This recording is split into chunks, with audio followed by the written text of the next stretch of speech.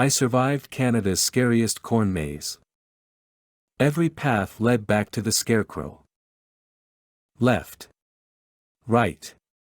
Straight ahead. Another left. Another right. It didn't matter. Every single path in this, so boring it was almost impressive, corn maze led back to the stupid fucking scarecrow. And even the word scarecrow was a beyond charitable way to describe a 5-foot-tall stick man made of literal sticks. A 5-foot stick for the body and 4 2-foot sticks for the limbs. Barely held together with red twine. They even threw a dollar store straw hat on top for good measure. This kindergarten arts and crafts dummy was a fitting mascot for this entire corn maze experience. A cheap stand-in of overdone Halloween clichés all thrown together at the last second. Somehow with glowing online reviews like, "I couldn't sleep for days after this one," and "absolute mindfuck," and "easily the scariest corn maze in Alberta."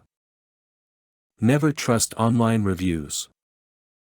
The only interesting thing about this corn maze was the cornstalks themselves, rising higher than a 2-story house on either side.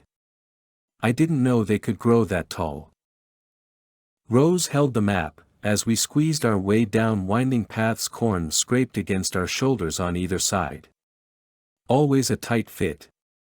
Finally, we broke into a painfully familiar 4-foot by 4-foot circular clearing. 3 paths. 3 choices.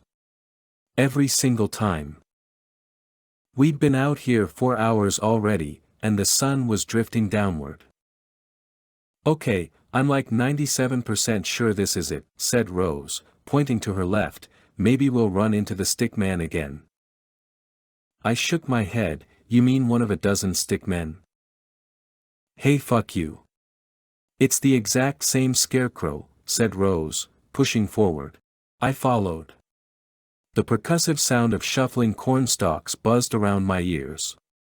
Like a swarm of locusts, boring Halloween locusts.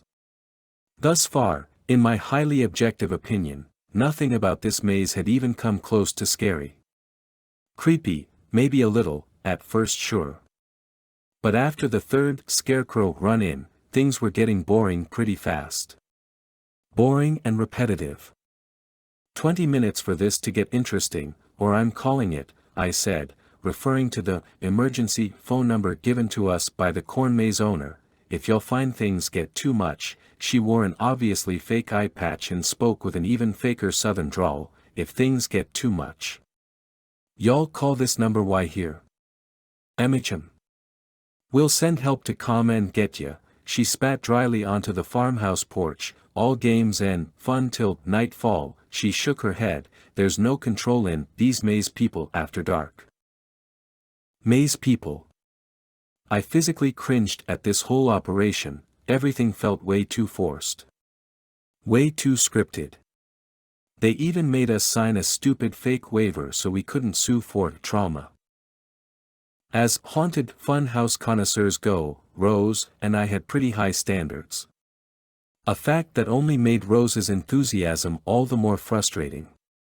Usually, she saw right through the bullshit, but this time, she was mesmerized. Laughing with giddy excitement every single time we ran into that stupid stick man. Our whole conflict stemmed from one simple disagreement. Rose believed it was the exact same stick man every time, but I knew it was one of many. Likely set up by camouflaged workers as we explored. That would explain the occasional rustlings in the fields. That or the so-called maze people. Based on high school math alone, it would have been literally impossible for it to be the exact same scarecrow, unless a corn farmer discovered teleportation ahead of mainstream science.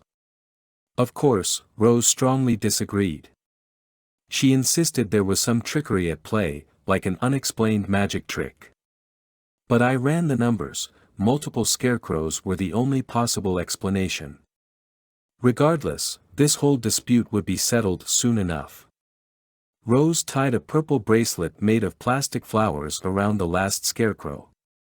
If it showed up on the next scarecrow, then, "Didn't you make that bracelet back in grade school?" I asked. Rose only shrugged. I guess it's time to move on, she said. Rose was a little odd sometimes, but that's why I liked her. Katie. Rose stopped moving. Up ahead, she whispered. I peered over her shoulder, down the narrow path, about 40 feet away, another stick-man scarecrow. But this time, it stood upright, lazily twisting back and forth. Fishing wire. Spooky, I said, my voice dripping with sarcasm. Rose ignored me and stepped forward. I followed. Suddenly, the scarecrow collapsed. Fuck, Rose hissed under her breath, genuinely startled. I chuckled. We pushed forward and reached the fallen stickman. Rose bent forward, resting hands on her knees. She breathed a sigh of disappointment. No purple flower bracelet. Multiple scarecrows, I said, I rest my case. Rose squat down and studied the scarecrow. Okay, fine, you win, she said, her voice filled with annoyance. It was getting darker now. Daylight dimming as a red sun pulled down behind the gently swaying cornstalks. We should call it, I sighed. I don't want to be out here when the maze people show up, I said mockingly. Sure, said Rose, pushing back up to standing. She pulled out her phone, dialed the number, and set it to speaker.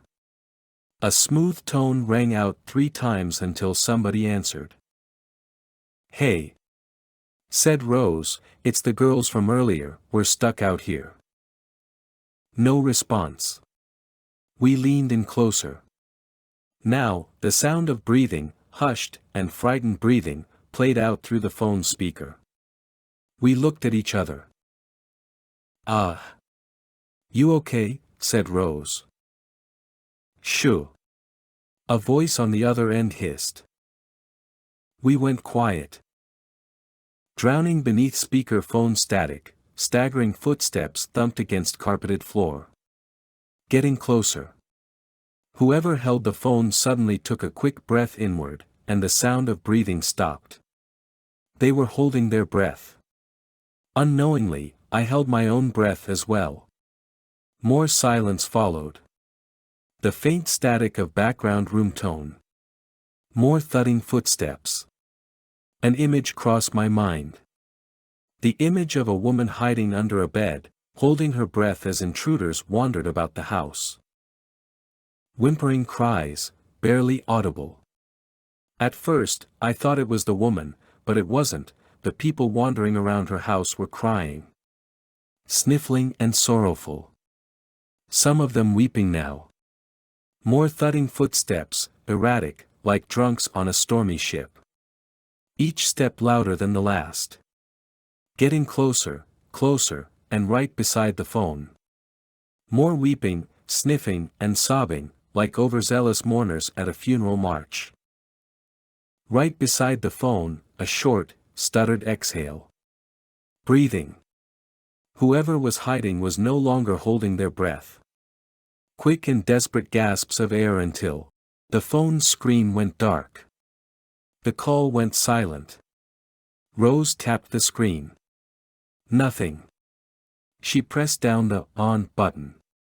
Nothing. Battery's dead, said Rose. Our eyes met. Is that? I cleared my throat. Do you think that's part of the? I don't know.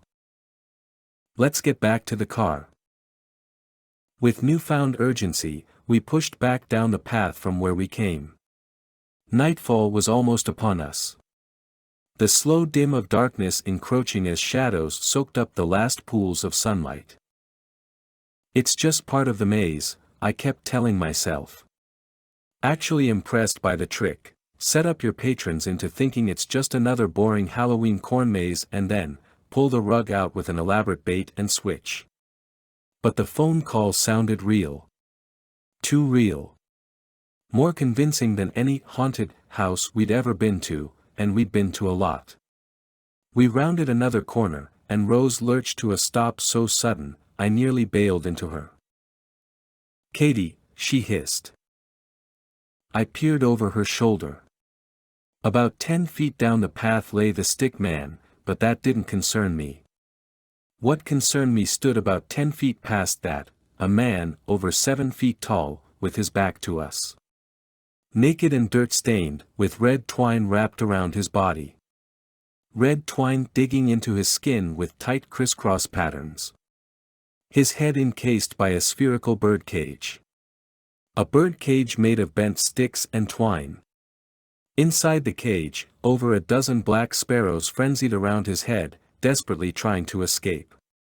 Some of them pecking and clawing at his blood and shit-stained head. If this guy worked for the corn maze, he'd get an A+ for visual effects, and a criminal record for animal abuse. But if this guy didn't work for the corn maze, okay. You got us, said Rose, trying and failing to sound calm, we're fucking terrified. Can you show us the way out now? No response. Only the sound of frantic birds. Rose stepped backward, bumping into me. Sorry, she whispered. I didn't respond, I was paralyzed. Hypnotized, by the dreadful sight of the man with a spherical bird cage wrapped around his head, flanked by walls of cornstalks. Surreal, almost like a painting. Suddenly, one of the sparrows burst into flame. Then another one. And another.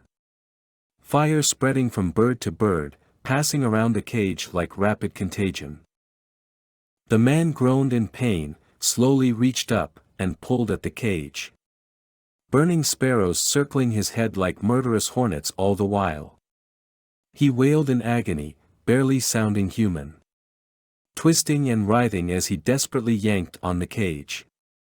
Finally, the cage snapped open. The sparrows burst out like shrapnel and slammed into the corn stalks on either side. Crawling flames shot up the walls with surprising speed. I don't remember turning around. I don't even remember the first 10 seconds of running. But there I was, running faster than I'd ever ran before, high school track and field included. Rose was right on my heels. From behind us, a monstrous wall of fire chased, and the tortured screams of the birdcage man echoed.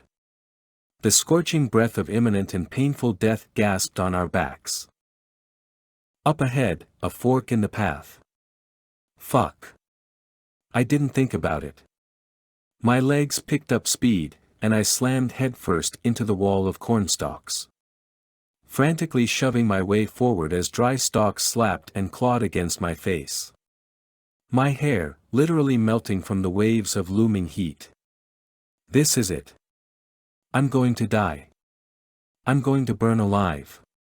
The fire climbed above me, and glowing ash fell like apocalyptic rain. I was screaming in terrified and I tumbled forward, breaking out into an open field of fresh air. I scrambled to my feet and rushed ahead. I climbed a grassy slope and collapsed to the ground. Coughing and hacking my lungs out as I stared up at the star-filled skies. Rose. I snapped up to sitting.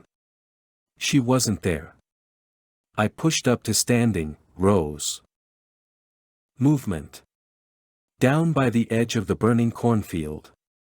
Rose, covered in ash, was army crawling away from the fire.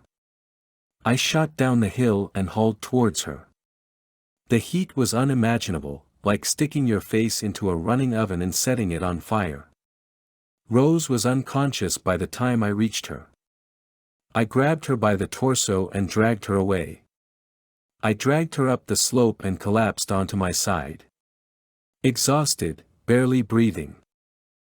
Head resting on my outstretched arms, my vision was fading. Cornfields aflame down below. Orange glow cast upon the night sky as dancing flames spread further and further, higher and higher. The farmhouse, sat on a slope across the cornfield, was burning too. A separate fire. My eyes grew heavy, and the world dimmed, and everything went dark. _____. I awoke in a greenish-white hospital room. Oxygen mask gripped to my face, random tubes stuck in my arms. Rose? I whispered, still barely awake. Your friend's gonna be okay, a calming voice replied, and I passed out again. When I woke up, Rose was seated beside me. How are you already out of bed? I said, kind of annoyed. Rose smiled and shrugged, Irish luck. Rolling my eyes, I coughed a little. How long have I been out? 2 days. Yikes. I shifted my weight slightly, and stabbing pain shot up my side. Ooh, be careful, said Rose, you got some nasty burns on your back. Well shit, I said, settling back down. Doctor wants to keep you here a while. Don't worry, nothing too serious. Thank God, I said, I was starting to regret going back for you. Rose chuckled. We always shared the same sense of morbid humor. Memories of the corn maze suddenly came flooding back. What did the cops say? About the corn maze? I blinked at her. What else would it be? She looked down at the ground. They don't buy it. Fire department's still running a full investigation, but, right now, they don't seem too concerned. Seriously? Yup, said Rose, I think I lost them at spontaneously combusting sparrows. I almost laughed. What about the house? I asked, the eye patch lady. They didn't find any bodies. What the fuck? That about sums it up, she said, crossing her arms and leaning back into her chair. There's one good thing though, she turned back to me, I'd say we got our money's worth. I chuckled, and more pain shot up my side. Fuck you, don't make me laugh. My bad, said Rose, turning red and looking down at the floor. A long silence followed, but it wasn't awkward. We've been friends since grade school, we're comfortable with silence. Katie, said Rose, looking up and gently taking my hand, not to be a sentimental sob but, thank you. For coming back. I nodded quietly, still finding it painful to speak, but I saw the deep gratitude in her eyes, and that was enough. I know she'd done the same for me. She smiled again, and then, she glanced down at her arm, blinked confusion, then looked back up to me. My eyes drifted downward, and I saw something that filled me with incomprehensible dread. Wrapped around Rose's wrist, the purple bracelet made of plastic flowers.